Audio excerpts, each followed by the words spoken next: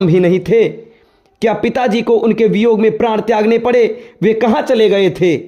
कैकेयी ने मुस्कुराते हुए कहा, तुम्हारा बड़ा भाई राम तो लक्ष्मण और सीता के साथ वक्कल पहनकर वन को चला गया है। मैं तुम्हें पूरी बात से अवगत कराती हूं। तुम्हारे पिता ने राम के अभिषेक का निश्चय किया था।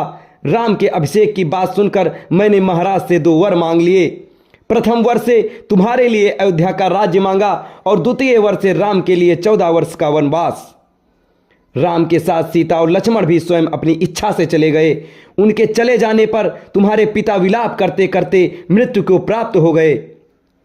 अब ये राज्य तुम्हारा है, अतः शोक को त्याग दो और निष्कंटक राज्य करो। तुम्हारे विरुद्ध विद्रोह करने वाला अब इस नगर में कोई भी नहीं रह गया। मैंने पूरी व्यवस्था कर रखी है। तुम गुरु वशिष्ठ और मंत्रियों को बुलाओ और अपना राज्य तिलक करवाओ। राम लक्ष्मण के वनवास के विषय में और पिता की मृत्यु का कारण जानकर भरत का मन व्यथा से भर गया और साथ ही साथ उनका तन क्रोध से जल उठा। वे बोले, हे पापिन माते, तुम रघुकुल का कलंक हो। मेरे भाइयों के वनवास और पिता की मृत्यु का कारण तुम्हारी दुष्टता ही है। तुम रघुकुल का नाश करने वाली नागिन हो। हे जड़बुद्धि, तुमने राम को वन क्यों भेजा? मुझे तो प्रतीत होता है कि पिताजी की भांति माता कौशल्या और माता सुमित्रा भी पति और पुत्र वियोग में अपने प्राण त्याग देंगी।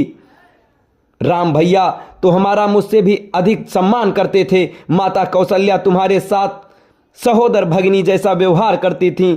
फिर तुमने इतना बड़ा अन्याय क्यों किया?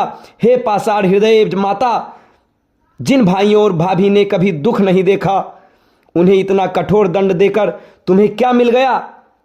भैया, राम के वियोग में मैं पल भर भी नहीं रह सकता। क्या तुम इतना भी नहीं जानती कि सद्गुणों में मैं राम के चरणों की धूल के बराबर भी नहीं हूं?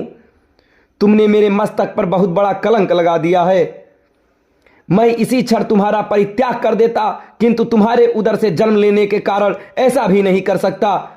अस्तु, मैं यदि तुम्हें नहीं त्याग सकता तो क्या हुआ, अपने प्राण तो त्याग सकता हूं। मैं विष खा लूंगा या वनों में राम को ढूंढते हुए प्राण त्याग दूंगा। यह तुमने कैसे भुला दिया कि इक्ष्वाकुकुल में सदा ये ज्येष्ठ पुत्र ही राज करता आया है। मैं अभी वन जाकर राम को वापस बुला लाऊंगा और उनका सिंहासन उन्हें सौंप दूंगा। इतना कहकर वे शत्रुघ्न सहित रोते रोते कौशल्या के भवन की ओर चले गए। भरत और शत्रुघ्न ने माता कौशल्या का चरण स्पर्श किए और उन्हें आशीर्वाद देकर कौशल्या बोली, वत्स, ये तो अच्छी बात है कि तुम्हें राज्य प्राप्त हो गया, किंतु निर्दोष राम को वनवास देकर तुम्हारी माता को क्या मिला? मैंने निश्चय किया है कि तुमने